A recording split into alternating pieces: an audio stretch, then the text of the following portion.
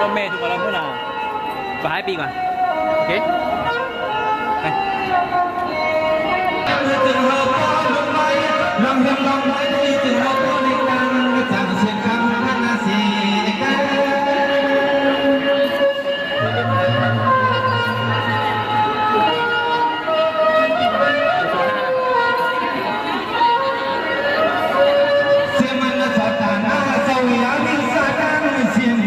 เสียงก็เขา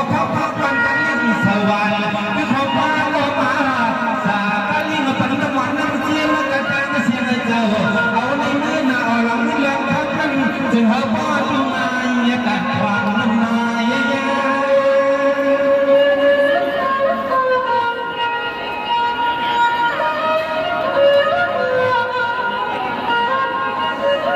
อันน่าความสูงเอามาในคือเรื่องความกับปันที่จนยานสันทาต่อมาก็เลยเสือกหลอดเสียงกูข้าวข้าวหมักว่ามาค่อยควายปันนา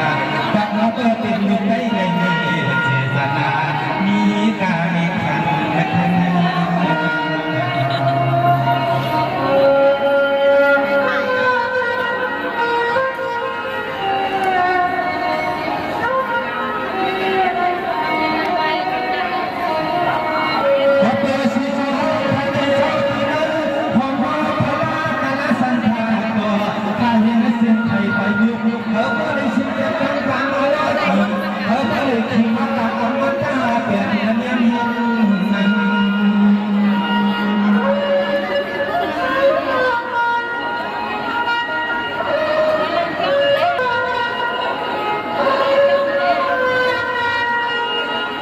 เสียมาปีน้ำมีสีสันนาเอาเสียงเพียงสู้เนี่ยมาปันละค่าการละเสียงในก็ที่สุดจอนมาปันละพออันนั้นก็สู้สาวการละเสียงพอในนี้จะมีรับมาสมันยาน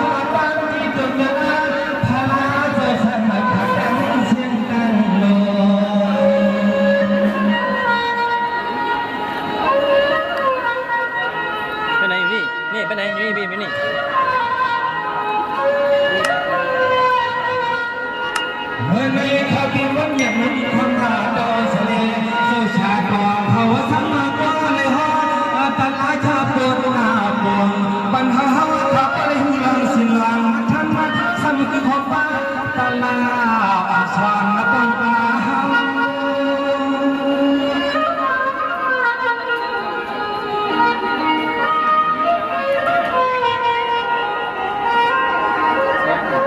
เสียงดีว่าเสียงหัวเท่าเตลอวันนี้เลยก็อาว่าเพราะท่านไม่กินได้ลูไม่เห็นสิ่งการที่กูสนดูน้ำมันให้ก่อนมึงสามารถโยมยอมขนา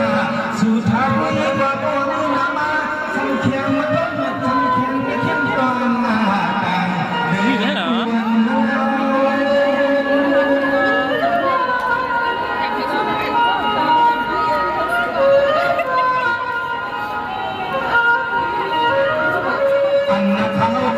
ดินขอสุขกรรมผู้เป็นนี่นอให้ก็เลยเป็นที่ไม่ที่ตัวน้องสู่ตัวนี้ทุกว่าเจตนาสัทธาใหญ่ใส่ให้ผลยาธรรมะจงมีมนพระสู่สาวก็เลยเป็นแข็งคนก็มีกันมีสุขมีลาภที่รู้นางคน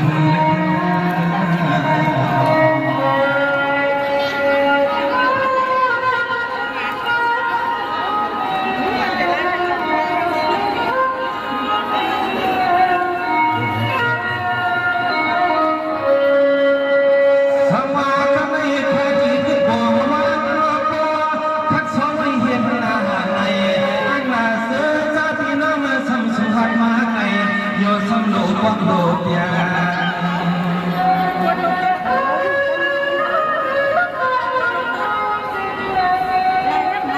ผู้ฟังตอนละตัวนี้ไว้หัวใจขาดที่แค่แค่บนมาต่างตา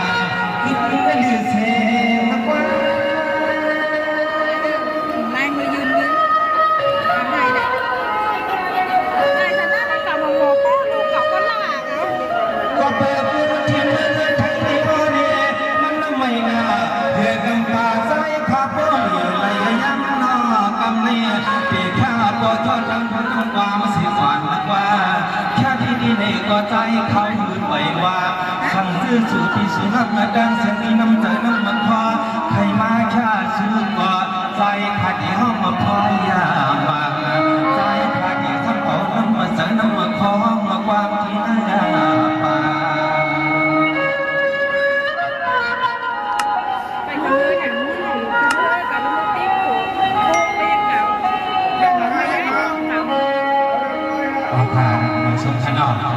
เพราะว่าอดระยะยาวพี่น้องท่านถอนมือในขนมทั้งพอเปลี่ยนถูกเปลี่ยนใจนั้นในกำจอยตอนปุกในทางเขาที่ห้องบรรพสาเสวาพี่น้องเขาทำเตรียมดีเพลงยอดความมาใครเปลี่ยนเจ้าหญิงทางห้องมาเจอในก่อมีขัดใจบันเกงกันนะแกการพี่น้องเขามายืนบรรพามาชาบรรพาเจในกลุ่มก่อนในก่อพิสมัครในจุดป้าสิป้าเสียอะไรผู้ลองใครใครเปลี่ยนในก่อเฮิงหน้าการก่อนอย่างหลังช้าเฮิงมีสุขมีลาภกูก็กูบุญกูยิงกูใจในทางเขาก็เป็นใจกูสูงชูดอมต้องหลังหลังเขาไม่สมบูรณ์ก็การ